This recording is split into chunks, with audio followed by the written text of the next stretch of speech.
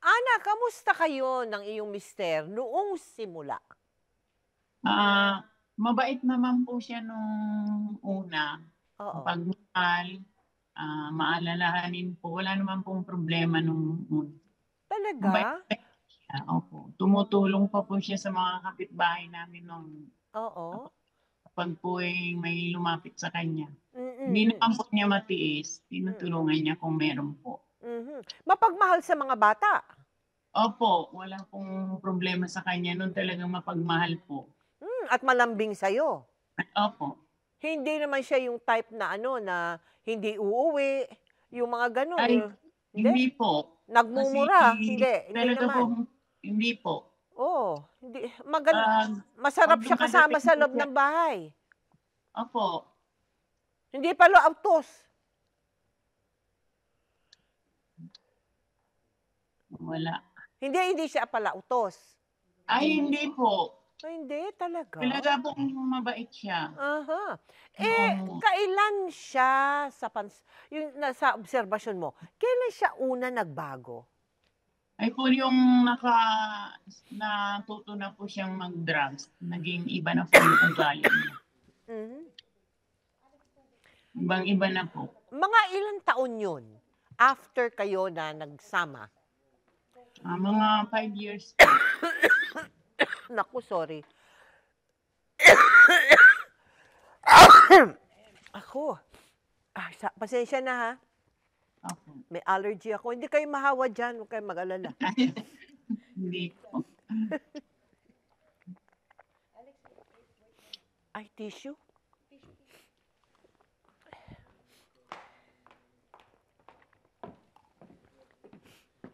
Gusto ko suminga. Okay.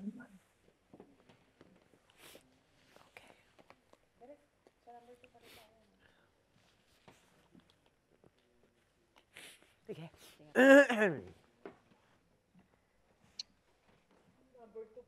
Natatanggal ba? Natatanggal yun. Sorry ha. Allergies ko eh. Okay lang po. At saka ang lamig-lamig dito sa loob ng studio. Sobrang lamig. Buti na lang si Tesbam hindi giniginaw. Oo nga. Stand by everyone! Tita Mel, cue card, baliktad. Baliktad. Yes. Ano na ako? 2. Tayo. Okay po. Opo. Rolling camera 1 and 2 and... Direct. So, after 5 years, no, nag-iba siya. Kung Oh, ikukumpara mo dun sa ikinuwento mo sa amin kanina na napakagandang nung umpisa, no? Ano oh. yun? Ikwento mo sa amin. Kung iko-compare mo sa umpisa, Ana. Sa ngayon po. Hindi, yung 5 years. Sabi mo, Ay, pagkatapos ng 5 years, napansin mo, yan. nagbabago siya, di ba? Opo, Anong mga nagbago. pagbabago yun? Kung ikukumpara mo dun sa Yung pong umpisa. talagang nagtamang hinala na po siya, lahat po pinagsisilosan niya na, Mm? kahit kapatid niya po, kapatid ko, Ay. tatay ko. Mhm. Naging napakahirap para sa'yo? Opo. Hindi mo ba napapaliwanagan? Na kapag po, kasi siya po pagka, yung trip niya pong pagsabihan ako na kung ano-ano, bawa po yung nagsiselo siya sa kapatid ko, sa kapatid niya. Pag Oh. hindi ko po inamin, gusto niya po iaaminin ko lahat ng sinasabi niya, hindi naman po totoo. Ganun. Anong ginagawa mo pag ganun? Inaamin mo? Gusto niya po iaaminin ko, pero hindi ko po naman inamin kasi hindi naman po Mm. totoo. Doon niya na po ako sasaktan. Ah! Oh, Sinasaktan ka na. oh, Nagiging pisikal na siya. yes po, ma'am. Ay, nako. Paano mo naman nadiskubre na siya pala ay adik na sa droga? Opo, kasi po minsan po sa bahay sila nagja-jamming ng mga barkada niya eh. Oh, Nakikita ko pong nagja-jamming sila. oh. Kaya Pagka gano'n, anong ginagawa mo, Ana? Di mo ba kami po pinipigilan? Oh, go ahead. hindi na po siya mapigilan nagagalit. nagagalit na siya pag pipigilan mo. Mhm. Ikaw na po ang kalaban niya pagka gano'n. Oo, oo. Tatakot na po ako sa kanya. Kailan na umabot sa puntong sinasaktan ka na niya physically? Opo, yun nga pong papaaminin ka na Anong lalaki mo. ginagawa niya? Anong pananakit niyang ginagawa niya sa'yo? Kapag hindi ko po inaamin, yung susuntukin niya po ako sa sikmura o kaya sasapakin niya ako. Ah, at madalas niyang gawin yan? Opo. Sa'yo? Sa mga Yes. bata, kamusta siya? Sa mga Mabait bata? naman po siya, ma'am, sa mga bata. Hindi niya naman po inaamin. Hindi niya pinagbubuhatan ng kamay ang mga bata? Hindi po. Ako lang po talaga Ikaw ang lang? pinagbubuhan niya. At saka po yung mga nanay niya. Yung biyanan ko po. Ano, sinasaktan rin niya yung nanay niya? Hindi naman po. Kaya lang nagwawala-wala po siya doon sa bahay nila eh. Kapag naka-drugs na po siya. Nagwawala siyang papano? Inaaway niya? Kapag po nanghihingi siya ng pera. Pambiling droga. Pag hindi siya binigyan, nagagalit Oo. siya. Lagi may hawak mong kutsilyo, o hindi martilyo, ganun. Kaya Sus. pinagtataguan na po siya ng kahit ng magulang niya po. Totoo ba na umabot sa puntong kinulong ka niya sa bahay ninyo? Opo. Talaga pong kinukulong niya kami, hindi niya kami pinapalabas ng bahay.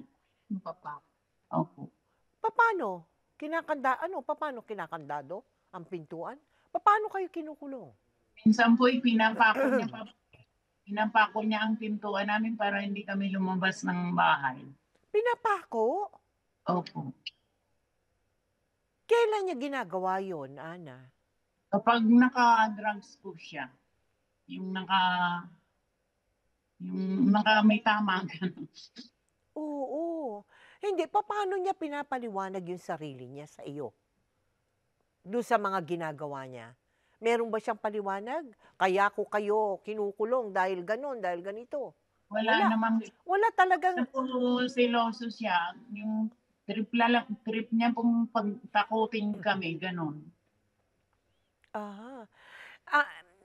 Ikaw ba humantong ba yun sa pagsusumbong mo? Meron ka bang sinabihan, sinumbungan, hininga ng tulong? Nung una po, takot na takot po kasi ako. Hindi po ako nagsusumbong sa magulang ko.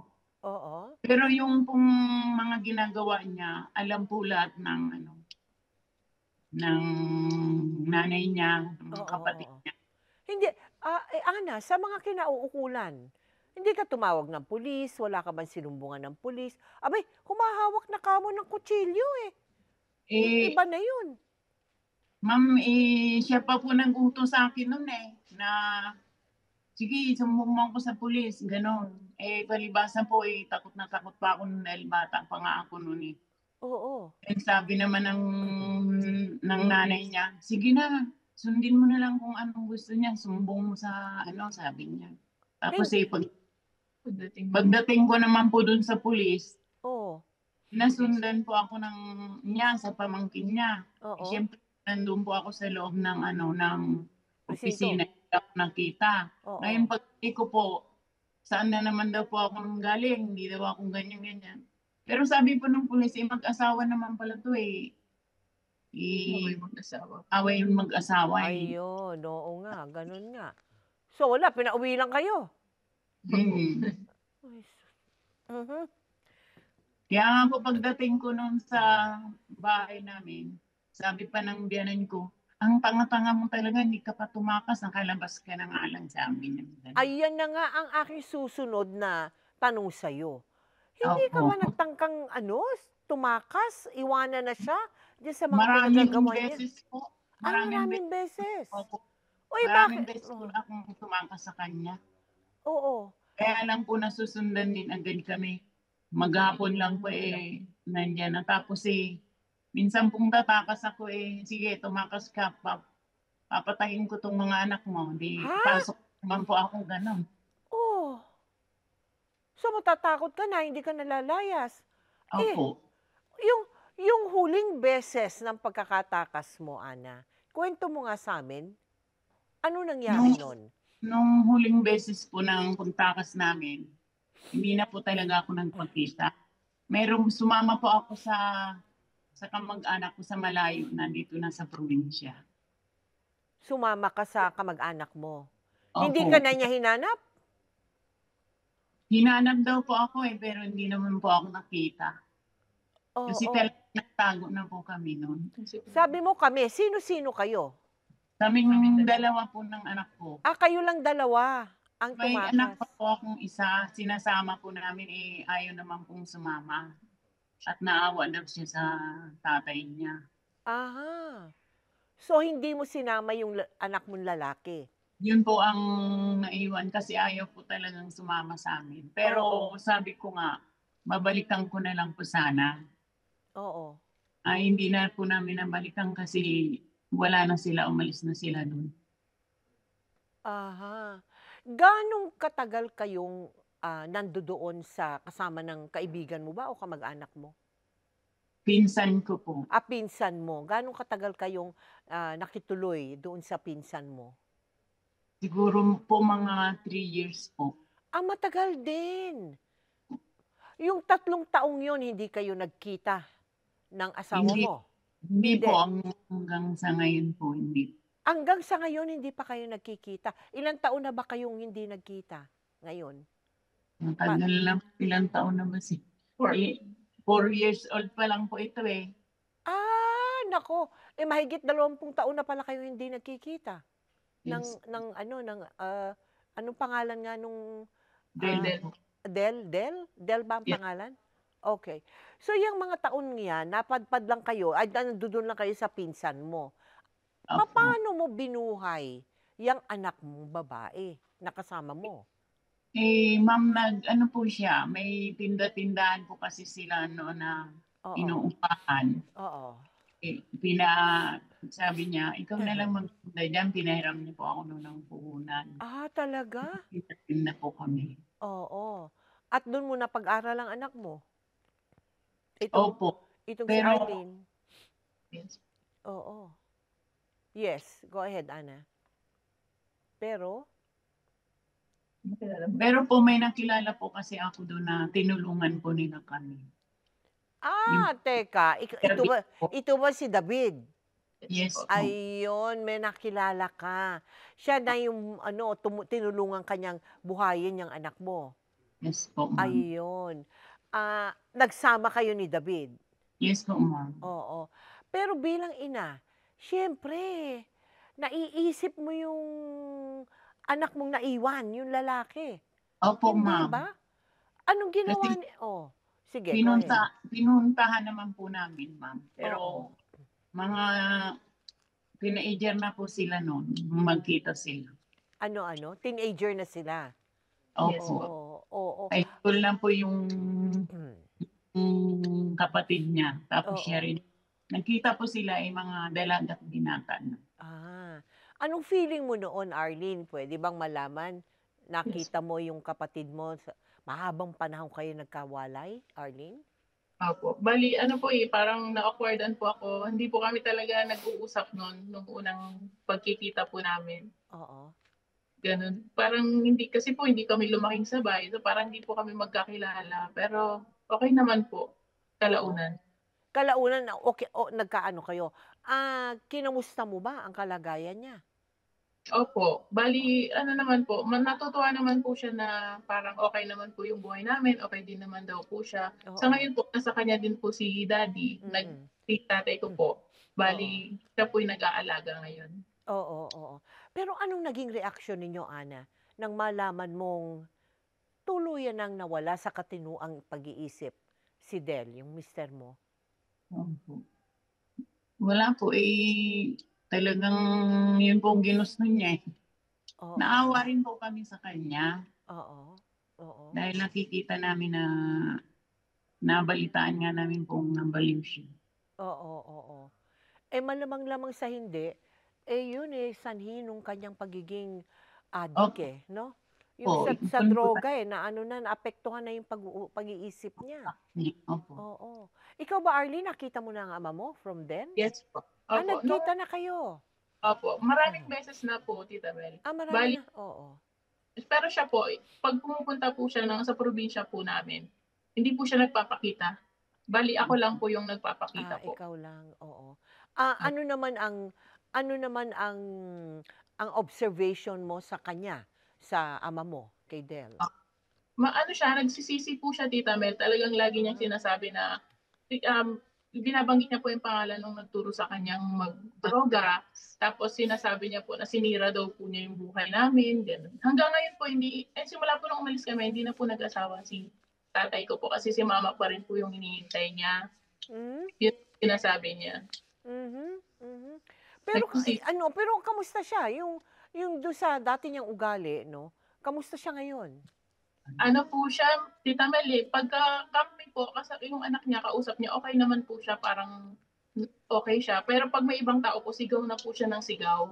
Tapos parang meron po siyang ibang naririnig sa Nakikita. dingding, gano'n, nakikita po, Ah. kinakausap niya po. Oo, medyo Parang may mental problem na talaga 'yan 'no? Sakit na talaga sa pag-iisip ano? Pero Ana, ano maia-advice mo 'no, sa mga misis na nakakaranas ng katulad mo? Sus, hindi ko ma-imagine parang sa pelikula yang ano mo, yang kuwento mo 'di ba, ng kasalbahihan na ano, dinanas mo. Anong maiiwan mong advice, Ana? sa mga katulad ko po na inabuso ng asawa, sinasaktan na wag na po nilang hintay na wag na po nilang hintayin na mangyari pa, mapahamak pa ang buhay nila pati mga anak nila. Magsumbong na po sila sa inauupulan. Kaya po nilang iwanan nila. Oo nga.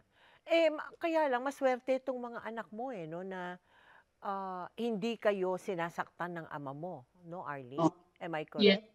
yes po. Bali, kinukulong lang po niya kami minsan sa CR pag napagtitripan niya po si mama, ganun. Oo, pero I can imagine, Arlene, yung dinadanas niyong trauma 'pag nakikita niyong nagwawala yung ama ninyo, 'di ba? Nung kayo lumalaki, 'no? opo. Ha? Ikaw magsalita do'n sa mga amang gano'n. Anong puwede mong sabihin mula sa, alam mo na, sa kaibuturan ng puso mo bilang isang anak na nakaranas ng ganong klaseng buhay, 'no, sa kanyang ama, Opo. Arlene? Para po sa mga tatay po, dapat po kasi ay parang, isipin po muna nila yung kahihinat na gagawin po nila kasi hindi lang naman po buhay nila yung nasisira.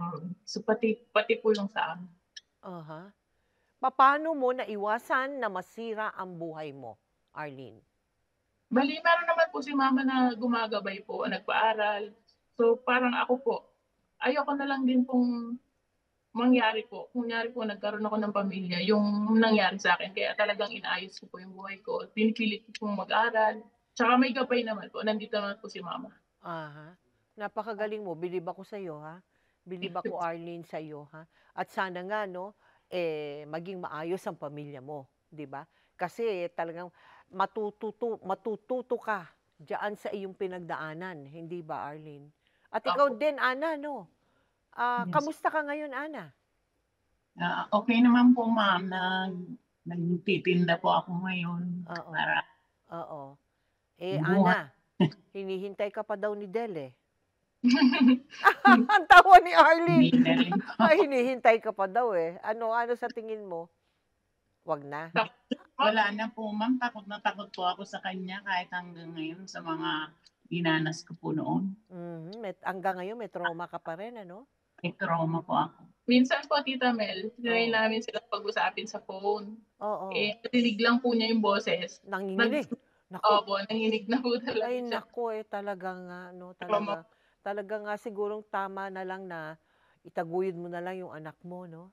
Ha? Opo. Oo. Maraming salamat sa inyo ha, Ana Sige and po. Arlene ha, at Opo. ibinahagi ninyo ang kwento ninyo. Sana nga kapulutan ng aral ng ating mga televiewers 'no. Hindi lang sa panig ng isang misis, kundi sa panig din ng anak napakaraming matututunan diyan sa inyong inilahad sa amin ngayong gabi. Thank you very much. God bless Thank you you. po. God bless Thank you you. very much po. Thank you.